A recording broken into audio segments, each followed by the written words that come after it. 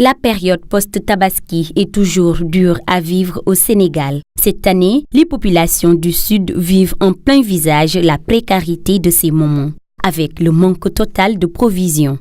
Les pêcheurs vivent leur période de trêve et le manque de moutons vécu en Casamance pendant la Tabaski a occasionné la rareté des produits en viande. Les bouchers ont été surpris dans leur repos. Le marché est comme balayé. Dans toutes les régions, nous avons les mêmes problèmes. D'habitude, à Ziguinchor, les moutons, ça se vendait jusqu'à même avoir des récents qu'on retournait. Mais cette année, ça n'a pas été le cas. À propos des bouchers, on prévoit, quand il y a beaucoup de moutons, les bouchers se font réservés. Alors cette année, c'est une surprise pour eux. Alors même hier, j'ai vu une queue là pour quelqu'un qui avait un peu de viande, mais il y avait une queue jusqu'à je ne sais pas où. Les populations ayant dépensé tous leurs biens semblent ne pas avoir de quoi vivre. Une situation aggravée par le manque de provisions sur le marché. On est là, on vient tenter notre chance. À chaque matin, il n'y a rien, ni poisson, ni viande. Le commerce vit ses pires moments. On a remarqué que la Tabaski de cette année est spéciale. Primo, il n'y a pas d'argent, ni de moutons. Même le poisson, il n'y en a pas, il n'y a rien. Vivement la fin du mois. En attendant, les ménages tentent de survivre après s'être dépouillés avec les dépenses de l'Aïd el-Kibir. En Casamance, on a manque de moutons. Il n'y a pas assez de moutons. Il y en a qui sont partis, on a trouvé que les moutons sont finis. Ils n'ont pas tué. Et les vendeurs, ils n'ont pas préparé parce qu'avant, quand il y a beaucoup de moutons, ils ne vendent pas la viande qui... Bon, maintenant, quand il y a un manque de moutons, c'était prématuré, ils ne pouvaient pas avoir la viande pour venir tuer. Voilà pourquoi cette année, vraiment, manque de moutons, là, ça a handicapé beaucoup de bissements en Casamance. S'ils savent qu'il va manquer de moutons, alors ils vont préparer les bœufs à côté. Mais quand ils sont arrivés le jour de Tabaski, que les gens pleurent, manquent de moutons, alors c'était trop tard maintenant pour qu'ils puissent ravitailler la population en viande. Madame Aminata Mbeng, elle n'a qu'à prendre ses précautions pour l'année prochaine pour ne pas que ça se répète, n'est-ce pas? Elle est très brave. Moi, je sais que c'est une brave femme. Elle n'a qu'à préparer. Cette année, vraiment, cette année en Casamance, ça ne va pas.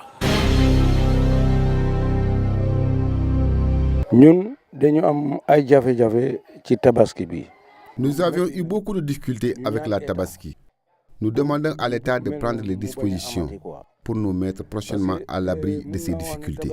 Très souvent, c'est Ama qui nous aidait. Mais cette fois, nous n'avions reçu aucune aide. Au même moment, nous avons appris que les autres villages de reclassement ont reçu des bœufs, mais pas nous à Djibelor. Nous demandons à l'État de coordonner les soutiens en direction des malades de la lèpre, parce que nous vivons la même situation. Sénégal, direction action sociale pour nous mun ko tété ñi nga xamné fi néw ci doole yi nek. Hillary Clinton est apte à être présidente, c'est ce qu'affirme son médecin dans une lettre détaillée de 2 pages publiée ce mercredi, alors que la candidate démocrate doit reprendre aujourd'hui sa campagne. La lettre précise que sa pneumonie est modérée et non contagieuse. En son absence, c'est son mari Bill Clinton qui assure les meetings. Comme ici dans le Nevada, il se veut aussi rassurant sur la santé d'Hillary, évoquant une simple grippe. Elle se sent très bien et je pense qu'elle sera de retour ici demain, a-t-il déclaré. Nous vivons une drôle d'époque dans laquelle les gens pensent qu'il est inhabituel d'attraper la grippe. La dernière fois que j'ai vérifié, j'ai vu que des millions de gens l'attrapaient chaque année. Hillary Clinton doit repartir aujourd'hui en campagne en Caroline du Nord, puis à Washington. Selon la moyenne des sondages réalisés depuis fin août, elle n'a qu'un peu plus de 2 points d'avance sur son rival.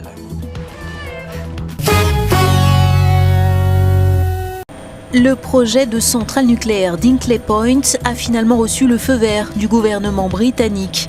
Le français EDF bâtira sur ce site du sud-ouest de l'Angleterre 2 réacteurs de type EPR, avec la participation du chinois CGN. La fin d'un long suspense pour la compagnie française. L'ex-premier ministre britannique David Cameron avait donné son accord de principe dès 2013, mais Theresa May, qui lui a succédé, a voulu réexaminer le dossier. De nouvelles mesures seront d'ailleurs introduites dans le contrat, notamment pour améliorer la sécurité. EDF, dont les finances seront prochainement mises à rude épreuve par la rénovation des centrales nucléaires en France, doit financer aux 2/3 le projet d'Hinkley Point d'un montant de 21 milliards d'euros, le tiers restant étant porté par l'entreprise chinoise. Limiter les accidents mortels sur cette autoroute de 130 km qui relie Kampala, la capitale ougandaise, au Rwanda, à la Tanzanie et à la République démocratique du Congo est le but que se sont fixés les autorités ougandaises. Située dans le district de Mpigi au sud du pays, cette autoroute est considérée comme l'une des plus mortelles de l'Ouganda. Plus de 200 personnes sont mortes cette année. Le mauvais comportement des conducteurs en serait la principale cause. La cause principale des accidents sont les conducteurs imprudents, la conduite dangereuse et les personnes qui n'ont aucun sens des responsabilités, déclare Joseph Kaouma, président de l'association de taxis et de minibus. Le gouvernement doit mettre en place un système pour éduquer les conducteurs et faire la prévention. Depuis le 1er août, des contrôles sont effectués régulièrement, vérification des permis de conduire, contrôle de vitesse et surtout une tolérance zéro face à la corruption. La peur constante de mourir à chaque instant sur cette route a poussé certains à se tourner vers Dieu. Le pasteur Medad Bingouri est à la tête d'un groupe de chrétiens qui marchent le long de la route pour la bénir. Pour lui, les accidents sont dus à une présence surnaturelle. Nous pensons qu'il y a eu beaucoup de sorcellerie et de sacrifices. Une alliance avec les puissances démoniaques a été mise en place pour que chaque mois des personnes meurent et pour que le sang coule. Avec la saison des pluies qui approche, la course contre la montre est lancée par le gouvernement qui veut éviter un nombre record de victimes sur cette route. Bonjour à tous, merci de nous rester fidèles pour la revue des titres de ce jeudi 15 septembre 2016. Pour Sud Quotidien qui titre à sa une, Conseil des ministres décentralisé, Macky évalue ses promesses. 19e anniversaire de la disparition de Serigne Abdoul Aziz Sy Dabakh, le souvenir toujours vivace d'un guide éclairé. Au Conseil des collectivités territoriales, CNDT, CSE, HCDS, des institutions pour instaurer la culture du dialogue. Débat autour de la baisse du prix du loyer, une mesure controversée. À la une du Populaire, situation nationale, politique, justice, les coups de gourdin de maître Mame Adama Gueye. En termes de reniement, Macky a trompé le peuple, rien ne peut l'effacer dans la mémoire collective. Aujourd'hui, le sésame pour avoir une responsabilité, c'est la carte de l'APR. C'est comme si on n'avait pas changé de régime. Le recours de la société de téléphonie fait passer la sanction de 13,583 milliards à 1,5 milliard. La RTP dégraisse l'amende de la Sonatel de 12,459 milliards. Lendemain de fête dans les administrations et les commerces, 3 jours après la Tabaski, le pays toujours en berne.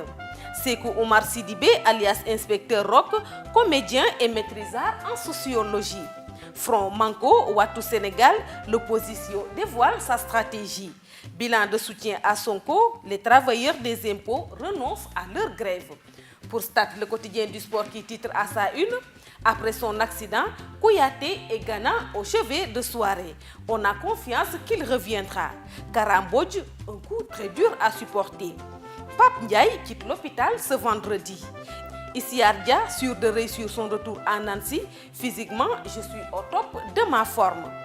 Jeu de dames, Youssou Ndiaye, champion du Sénégal 2016, faire un bon résultat au championnat d'Afrique. Et enfin, nous terminons avec Sunulombe qui titre à sa une, course effrénée pour le montage des combats, la guerre des promoteurs est enclenchée. Hassan Ndiaye rafle 8 affiches. Aziz Ndiaye en embuscade. Pape Abdoul Fall, un dangereux outsider. Luc Nicolas et Gaston en retraite. Saison de lutte 2015-2016, bilan officiel du CING, 4484 lutteurs licenciés. 189 700 000 francs CFA de cachet global. 69 journées organisées. Après Balla Gaye 2 et Modou Lo, Bombardier va-t-il accroché Eumeu Sène. 11 victoires pour cette défaite, l'école Boy Niang s'accroche. C'est tout pour la revue des titres parvenue à la rédaction du groupe Média du Sud. Merci de nous avoir suivis, chers internautes. Quant à moi, je vous donne rendez-vous demain. Au revoir.